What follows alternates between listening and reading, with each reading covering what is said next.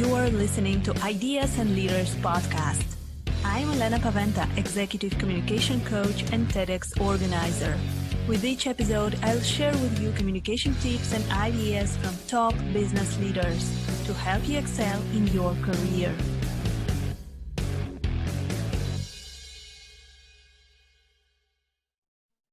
Hello, welcome to the next episode of Ideas and Leaders podcast. Today I'm speaking with Oana Velcu-Laitinen. She is a NeuroLeadership coach and trainer focusing on creative thinking to enhance work performance. So today we're going to speak about creativity a lot. Hi, Oana. Great to have you on Ideas and Leaders. Hi, Elena. It's a privilege to be here talking with you. So, Oana, I know that you hold a PhD in economics, just like me. We have this in common. And how did it happen that you went through from economics to the creativity field? Yes, like sometimes I also wonder myself, how did this happen? But I guess that life is about experience and learning from experience. And before we learn from experience, is this act of observation. So I guess that doing my PhD research here in Helsinki, in Finland, I started to observe some aspects in the way the people I conducted research with, in the way they interacted in their corporate environments. And this observation of how people interact, how people talk with each other, how people talk about change, I started to think more and more about the fact that we put so much focus on developing technical skills as a programmer, as an accountant, as a marketing person. But most often we neglect this aspect of the way we communicate with one another. So that was my observation combined with experience when I started thinking, what if I stop focusing on the research that I was doing, which was looking at the business impact of information systems and how information systems are used in companies. I was thinking, this is a very interesting piece of research, but maybe it's not for me anymore. So I started focusing more on what we all know as soft skills of emotional intelligence. And then, like being still a researcher at my heart, I started doing independent research, and then one day I found a blog post on creativity. And in the blog post, they were talking about, habits of creative people. And for me, it was mind-boggling. I was like, wait a minute, what are they talking about? Because I thought creativity is something, you have it from God, from the universe, from, I don't know, whatever supernatural force.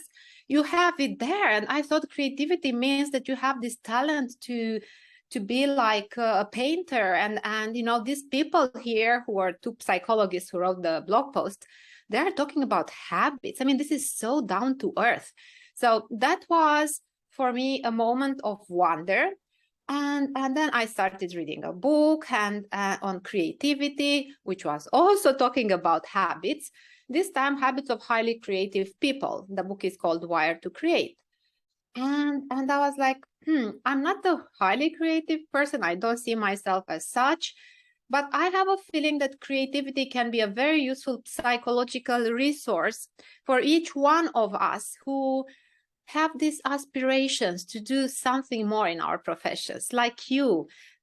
When I was listening, I listened to a podcast episode where you were talking about this moment when you had a meeting with your Toastmasters friends, and everybody had like this idea that what if we start a TED Talk? And then it was a great conversation, but then everybody went home, but you started thinking about that. So for people like you and like me, who have some aspirations to do something more and who are not afraid to take initiative, building habits of creativity can be an extremely useful thing that we can do to help ourselves to enjoy our professional life, but also to be noticed by others for our original, if not original, at least fresh perspectives.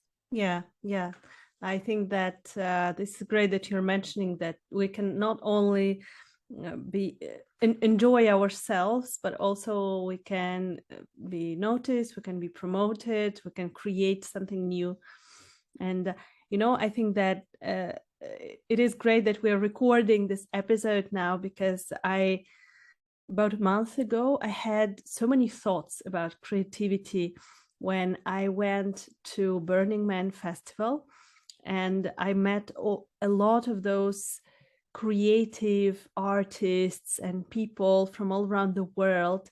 And they were so happy. They were creating something new. They were experimenting. They were not afraid to fail. And when I came back from this place, and when I looked at my career and what I'm doing, I was like, I need to do more. I need to experiment more. I need to be more brave, because all of those people, they are doing so many amazing things. And I think that this creativity is a little bit contagious. When you spend time with creative people, you just you're starting a lot of new projects. For example, I started piano lessons, which was completely something new for me. And I realized that I'm becoming more creative. I'm creating something myself. So yeah, I think that this aspect is really important, especially when we're talking about leaders, when we're talking about managers. And I know that you recently wrote a book, How to Develop Your Creative Identity at Work. Congratulations on your book. So I wanted to ask you maybe a couple of insights for our listeners. Majority of them, they are managers, they are leaders, they are entrepreneurs. So what can they do to start experimenting with this creativity? First of all, we can start from defining creativity. And the standard definition in research, they define it as the ability to combine information in new ways and come up with new ideas, which are reflected in a new product or a new service or a new piece of music, and so on. So this is the standard way of creativity. You combine in your own head some new and old information, and then the result is something that other people say, hey, this is an interesting idea. This is an original or useful idea for some audience. But in my book, the way I define creativity is in a more personal way. And I focus mostly from the perspective of the person who creates, like it can, I define it as this feeling, some intuition that you are born to create something else in this society. You are not complying with the rules. You are born to challenge the rules. So this is the beginning of creativity, the way I define it. And then you are flexible to say, okay, maybe up until now, I'm an expert in accounting, but maybe now I want to learn something else, like, I don't know, programming. So you need also this flexibility as a creative person. And then you need the resilience, because once you get the idea that, yes, I'm going to come up with a product that combines accounting and information systems, then you have to implement it and you have to work hard. And this is all what creativity is. So this feeling that you are a daredevil in a way, and then the flexibility to learn new interesting competencies, and then the resilience to see your new ideas come to life. So this is how I define creativity. Now, when it comes to the first thing that I would like our listeners to remember is how this creativity begins. And it begins with curiosity. And I encourage everyone not to think, yeah, I know I'm curious in 1, 2, 3 things. I encourage the listeners to be curious about being curious, like going to a festival, like you said, and push yourself a bit and say, what if I get curious to talk with a person I've never talked with, to talk with someone who may even scare you a bit or intimidate you a bit. So this is the beginning of creativity, the getting curious about what else might make you curious. And then the other important thing is insight. Like our mind we are learning, and when we have enough knowledge, we get these aha moments. So these aha moments, again, do not come, you cannot control them, but you can prepare for them. So you need to make a bit of an effort in the way you observe the environment. When you go to this festival, kind of keep a tiny diary or something in your pocket. When you look around, when you talk with people, do you have one of these, like, oh, this is an interesting idea, or this is an interesting product, or this is an interesting workshop? Write them down, because this is the way to prepare your mind for insight. You are not going to maybe have that aha moment at that festival, but maybe when you go back home and then you reflect on it and you read again what you wrote. So this is the second thing, which I think is very important. After getting curious about curiosity, prepare your mind for insight. And then the third thing, which you already mentioned earlier from your experience at the festival, dare to experiment. There, when you have some small ideas, try to make some small prototypes. Like, for instance, when I did this career switch, my first prototype was a series of workshops on strategies to make us happier. That was my first experiment. And it was a successful one. And it encouraged me to try. I knew that I'm not going to continue with the topic as such, with the happiness, but still, it validated my ability to deliver and facilitate a webinar and to keep participants motivated to come month after month. So the ability and the courage to experiment. And in reality, it's a bit more difficult to dare to experiment, because people can say things, and I even remember one of the participants told to me when I had this series of workshops on creativity, on happiness. He told me, so you're so unhappy with your life as a researcher that now you really feel psychologically to focus on happiness. And I was like, wow, that's a very interesting take on like how others are interpreting what you're doing.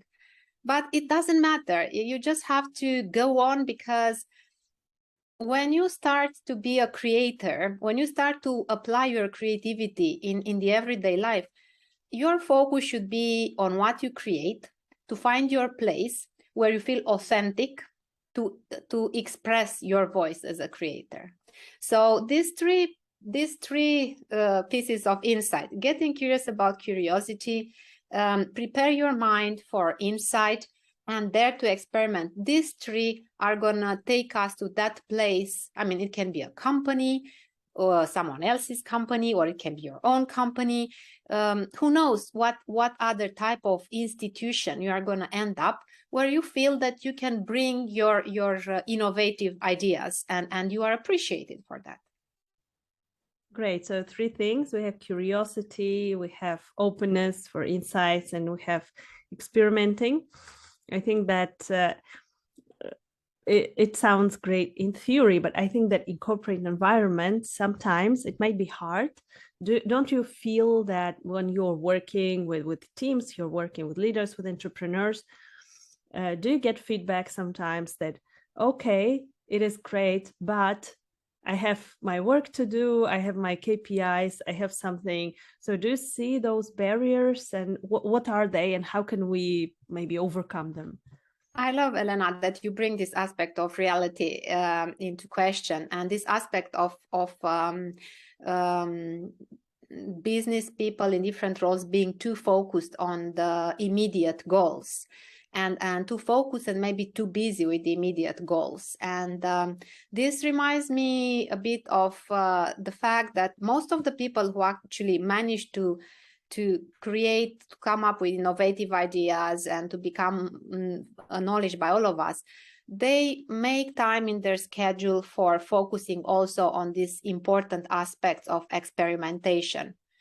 But getting back to the everyday life, yes, it can be quite consuming, to be honest. And it has also happened to me quite recently that I was talking with someone about how to organize an event, and I was trying to be as creative as possible. And I understood that my idea was not, very well welcomed by the other person. And then I noticed something that I have noticed also before. Most often people hide behind immediate goals. They hide behind KPIs just because they don't understand the idea. And either they are not aware they don't understand the idea, or if they are aware that they don't understand the idea, then they're maybe shy to say that, can we explain again? So yes, in everyday life, as a person who has ideas, either you have to find some kind of your own tribe within the company so that you can get more like energy, like more force, more influence, or try outside the company to find this tribe. But it's very important to find some other supportive people, because talking about creativity and the way I defined it in the beginning, I define it as intuition and flexibility and resilience. But actually, because I said that it's from the point of view of the creator, but the creator as an individual needs a group. Like everything that we have done, even Einstein, I don't know if you have read his life story, but I was reading his biography, and I noticed that even he was having some friends with whom he was exchanging letters, exchanging ideas. So in everyday corporate life, it's very hard, because maybe 90% of the people are no, we have to focus on what is required from us. But maybe there are 10% of those people still somewhere there in the company.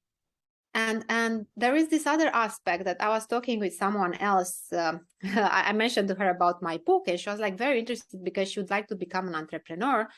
But then she said, well, but here in my company, if I wanted to be more creative, I'm afraid that other people are going to steal my idea. So this is another barrier that some people see in organizations. And the only thing which I can say is, first, make sure what you really want to do. Because if you really want to come up with a new idea, you will find a way. Yeah. I think that what you're mentioning, I met this barrier also when I was a mentor in one of the startup accelerators, and we had a demo day, and people were exchanging ideas, presenting their technologies, their ideas. And I heard someone said that, oh, but we cannot present our technology, we cannot speak about our ideas because someone can steal our idea. And for me, it was like, why? I mean, there are so many ways to protect your ideas. There are so many ways, but this exchange is so important. The exchange with other people to receive feedback, to be able to proceed with a better idea in the future. And so what you're saying is that we can actually practice this creativity outside of our working place. So, for example, if I'm an accountant and I cannot maybe do something super creative in my workplace, do you recommend doing something after hours? And how can we benefit out of it? Yes, it's very important, if you feel that you have exhausted all the resources in the company where you work, and by resources, I mean relationships with others. If you really feel that you're in a company where they just want to do, classical, traditional things, the way things were done in the past, then it's really important for you to find, I don't know, like an organization, where people are sharing the same interest. It can be like public speaking, or it can be like a group of scientists exchanging ideas, or it can be a group of entrepreneurs who are not afraid that their ideas are stolen. So it's very important to find outside the company these like-minded people, because the first benefit is that you are developing your thinking while you are involved in the respective innovative projects. So as you learn to talk about those projects, as you notice other people's reactions, you are becoming that person who is getting more, let's say, intimate in knowledge with what you want to do. Because it's sometimes, I don't know if you have noticed that also in my book, I got the idea I'm going to write a book, but I had no idea how it's going to be the end. So in the same way, when you want to, when you are this accountant who wants to practice public speaking, or who wants to try out his new product demo outside the company, in the same way, you need to allow yourself to grow your thinking at the same time as you communicate with people and experiment. And the overall benefit is also the fact that you start to feel better about yourself. And in a funny way, also your main day job is gonna be much better, because you come with the energy from the, let's say, part-time project. You bring that energy also to work, because we human beings are whole. The brain doesn't know that, okay, now it's 6 o'clock, I'm going to work on my product demo, and tomorrow at 8 o'clock I'm going to go to work and I'm going to be deprived of energy. No, it's not like that. The brain and the body is accumulating all the energy that you get, all the vitality that you get on working on a project that actually represents your creative potential. So I see only benefits. Of course, again, being realistic, because I also like to be, it's good to combine the dreams and the ideals with the reality. It's a question of time. And like we end up into this aspect of time management, which maybe is too much of a cliche, but it's a reality, like how do you manage your time so that you have time also to experiment? Yeah, it is so important. And I can relate to this myself, that I'm bringing a lot from my side projects, nonprofit projects, some group networking groups. I'm bringing so much to my business, to my podcast, to my university work, to my research work, to my lecturing and training work, because I think that being creative overall in many different areas, it can change all the other areas of our activity, and also even family life and private life. So I think that it is so important. And the last aspect that I wanted to discuss with you, Oana, is for our leaders who are listening to us. Maybe some of them can say that, oh, but my team, they are not creative, and I cannot do anything with them for them to be creative. They are just like that. So do you think it is possible for a leader, for a manager, to do something to introduce this creativity culture in their teams? Yes, I like also the way you introduce the profile of the leaders and the teams, the leaders who think that their teams are not creative. And I would say that if they still want to see how there is creativity in their team, is to remember that creativity is also a type of thinking. a type of thinking that requires a bit of space and time. So if you have a team that you think that they are not creative, actually, I would like to say that it's a false perception, that every individual, even the accountants, are having a creative thinking, and just give a bit of space to them. And by that, I know, just have the courage to give them, I know, one free afternoon on a Friday, and help them choose one type of creative thinking. It can be intuition, it can be imagination, it can be openness to new experiences. Of course, this can be decided, what type of creative thinking you let your team choose from. But it's good to give them some options and give them the freedom to try it out. And of course, we probably know very well how Google is encouraging innovation in the company by giving to employees those, was it 20% of their time free to work on their projects?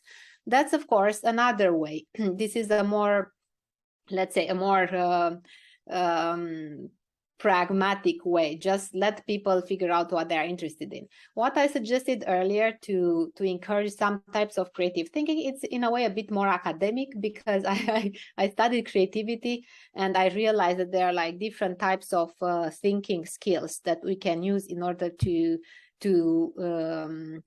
let's say, massage a bit the information in our brains. So these are these two ways.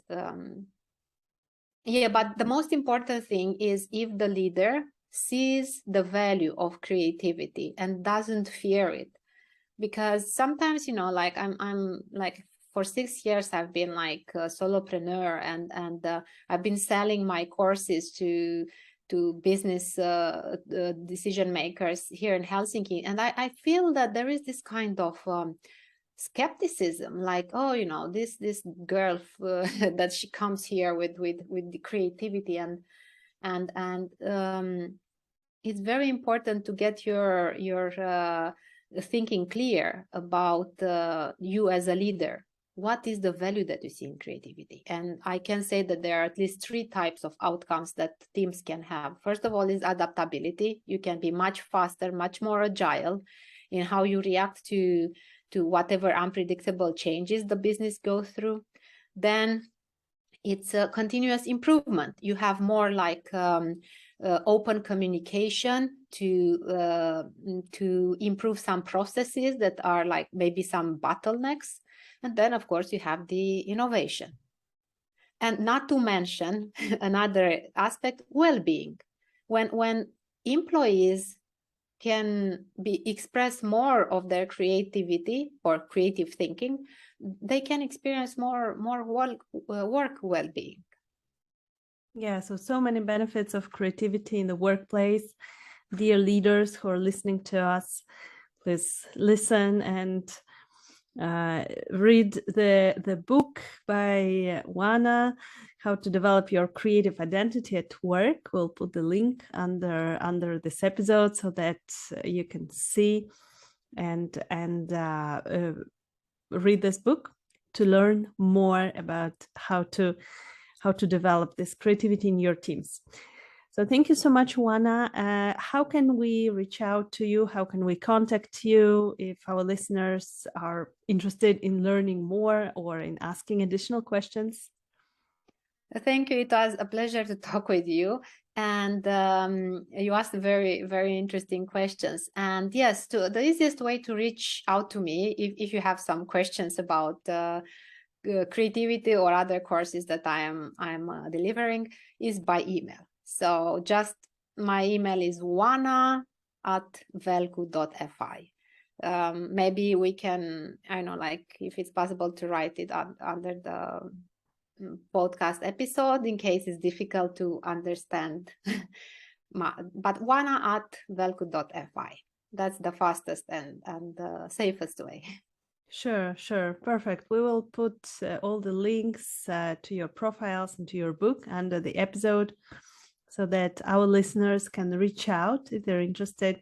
Thank you so much, Oana. I was really inspired by your tips and tricks on creativity myself, and I think that our listeners as well.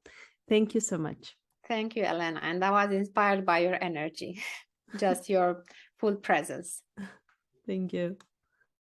Thank you for listening to Ideas and Leaders podcast. Did you enjoy this episode? Let me know that you listened by tagging me in your LinkedIn profile and using a hashtag Ideas and Leaders. See you in the next episode.